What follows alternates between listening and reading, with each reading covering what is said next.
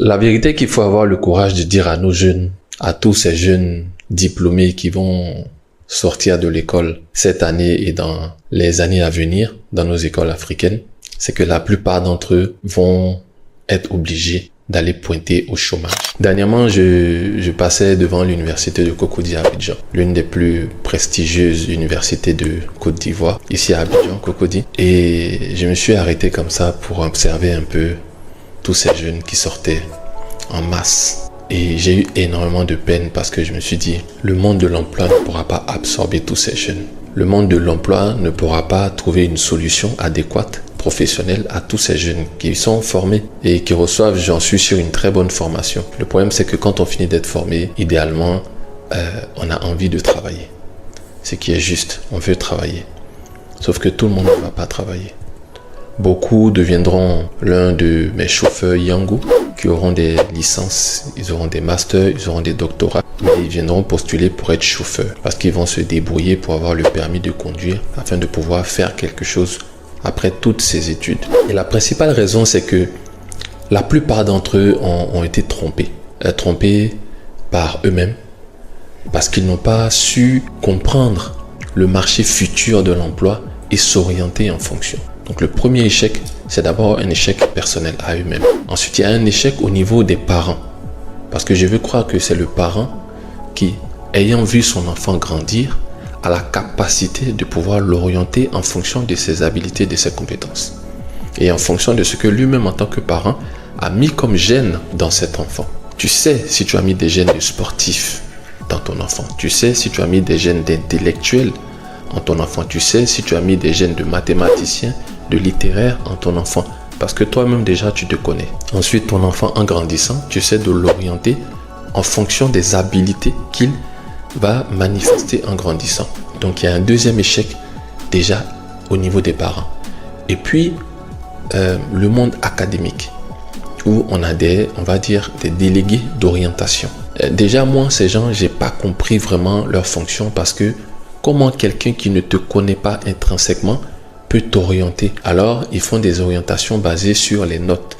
Mais pourvu qu'un enfant subisse des contraintes extérieures, et vous allez avoir tendance à croire qu'il n'est pas très bon en français ou en maths ou qu'il n'est même pas bon à l'école, alors que c'est parce qu'il y a des facteurs extérieurs qui agissent sur lui. Donc, il faut qu'il y ait des personnes qui connaissent mieux l'enfant, donc les parents, pour pouvoir l'orienter.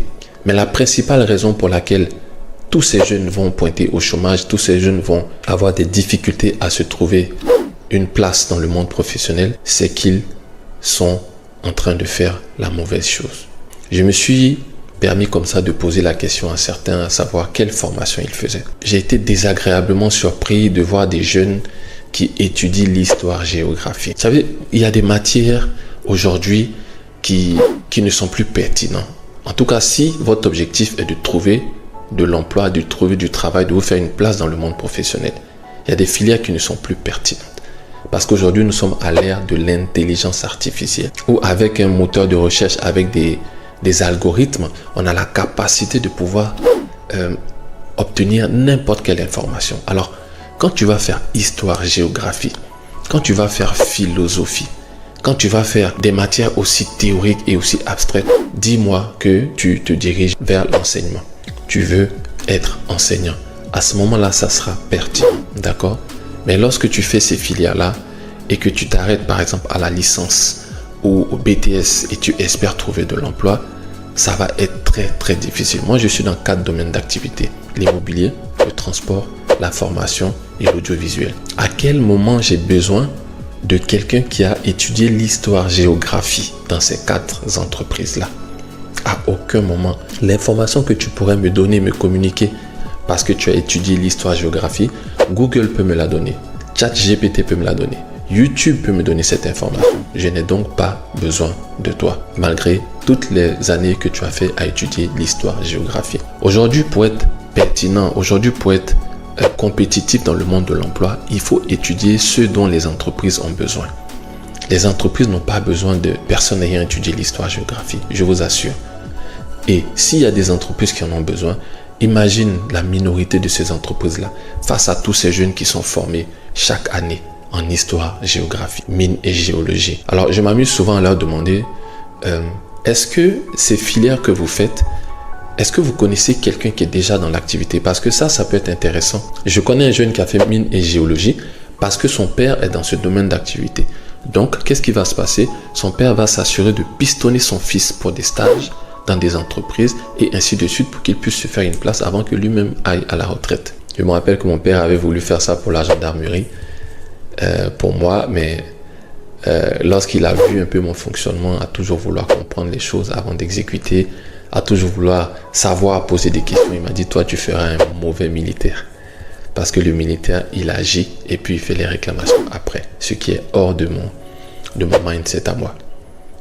Voilà, c'est de ça qu'il s'agit. Lorsque tu fais des études aussi improbables que cela, il faut t'assurer d'avoir quelqu'un qui pourra te pistonner pour rentrer. Sinon, ça va être très très difficile pour toi. J'ai eu des jeunes également qui m'ont dit qu'ils étudiaient l'anglais, linguistique. C'est super. Je rappelle encore que ces domaines n'ont aucun souci. Mais c'est juste la demande qui est faible en fait. Sinon, quand tu étudies l'anglais, tu peux être interprète. Tu peux être traducteur. Mais pourquoi former des milliers de jeunes dans ce domaine-là? Et quelle sera la débouchée après pour ces jeunes-là? Combien de structures auront besoin d'interprètes et de traducteurs? Alors ces jeunes-là, si elles suivent des personnes comme moi, nous pourrions lui dire, écoute, développe cette activité-là sur YouTube. Crée un business où tu vas faire de la traduction, mais parallèlement à une activité génératrice de revenus. L'objectif de cette vidéo, c'est de vous dire que aujourd'hui, à l'ère du numérique, aujourd'hui, à l'ère de la digitalisation de tout, vous devez vous positionner dans la meilleure position possible, permettez la répétition, pour être compétitif, pour être employable. Aujourd'hui, on a besoin de quoi? On a besoin d'informaticiens. On a besoin des gens qui vont évoluer dans le marketing, dans la communication. On a besoin des gens qui ont une certaine expertise dans le développement web, dans le développement d'applications. Aujourd'hui, on passe en 3.0. On passe en tout numérique, on passe en tout digital. Assure-toi de te positionner dans ces métiers d'avenir. Un employé peut tomber malade. Un employé a des droits. Un employé à des moments précis peut être improductif pour des raisons extérieures. Ça peut être des problèmes avec la famille, ça peut être des problèmes de couple, ça peut être des problèmes de santé, ça peut être des problèmes personnels. Il peut y avoir des moments comme ça où l'employé est improductif. Aujourd'hui, le métier d'assistanat de direction est en train de disparaître. Parce qu'aujourd'hui, on a des assistantes virtuelles, des assistantes qui peuvent répondre aussi bien qu'un humain. Ce que j'essaie de dire, c'est que le monde professionnel, le monde de l'entreprise est en train de muter. Le parent aujourd'hui qui veut aider son enfant doit lire l'époque dans laquelle on est et doit lire comment cette époque se développe, de sorte à pouvoir mettre son enfant dans la meilleure orientation, dans la meilleure étude possible pour que cet enfant soit compétitif demain. Allez voir.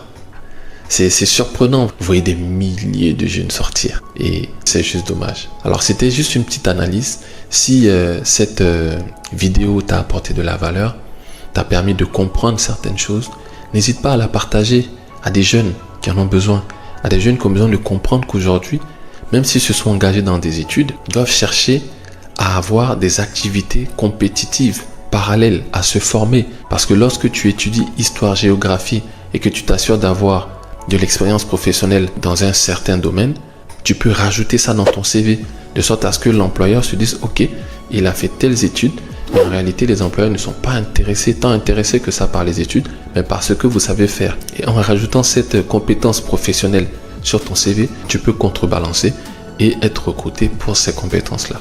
Si cette petite vidéo t'a apporté de la valeur, t'a apporté matière à réfléchir, partage-la autour de toi à des gens qui pourraient en avoir besoin. Ensuite, n'hésite pas à t'abonner à ma page ou à ma chaîne, quel que soit l'endroit où tu visionnes cette vidéo, de sorte à recevoir des contenus régulièrement. Et puis, si tu souhaites également me suivre sur mes groupes privés Facebook, Telegram et WhatsApp, demande-le-moi en bas de commentaires. Aussi, si tu n'étais pas encore procuré mon autobiographie de l'Europe à l'Afrique, le parcours d'un retour réussi au pays, un livre où je retrace tout mon parcours, un livre où je parle de moi, où je retrace tout mon parcours, comment j'ai fait pour amorcer et réussir mon retour au pays depuis l'Angleterre. une préparation qui s'est faite sur 12 années. J'explique également tous mes challenges, tous mes échecs. C'est un livre qui se veut être un outil pour ceux de la diaspora qui veulent rentrer au pays ou qui veulent investir et réussir au pays. C'est également un livre à l'adresse des locaux qui leur permet d'avoir le mindset nécessaire pour pouvoir naviguer en eau trouble et se constituer des revenus parallèles à leur activité professionnelle. Ils gagnent en résilience à faire ça. Voilà, il est au prix de 15 000 francs CFA à Abidjan, soit 25 € et il sera disponible sur Amazon dans plusieurs pays. Nous aurons des copies en Côte d'Ivoire et au Sénégal pour l'Afrique. En Europe, nous aurons des copies en Italie, en Suisse, en Belgique, en France bien sûr, et puis aux États-Unis, nous aurons des copies à Washington DC et puis New Jersey. 2023, nous nous sommes également lancés dans la construction de maisons. Donc vous pouvez avoir un terrain, vous voulez construire dessus, ou vous voulez acheter une maison en gros œuvre, n'hésitez pas à nous contacter. Nous avons plusieurs petites promotions immobilières que nous faisons de pouvoir construire à moindre coût. C'est un business également que je développe dans une de mes formations qui va bientôt sortir. Il y a plusieurs formations qui vont sortir. Il y en a une sur l'agriculture, l'agrobusiness, il y en a une autre sur le business de VTC et puis il y en a une autre sur le business de mini-cité. D'accord? Ce sont des business qui sont très rentables en Côte d'Ivoire et qui sont nouveaux et qui sont inexploités. Voilà. Donc, je vous invite à pouvoir rester connecté de sorte à ce que lorsque nous lancerons la campagne de publicité, vous pouvez recevoir ces informations-là. C'était Nyepa Jolanani. À la prochaine vidéo.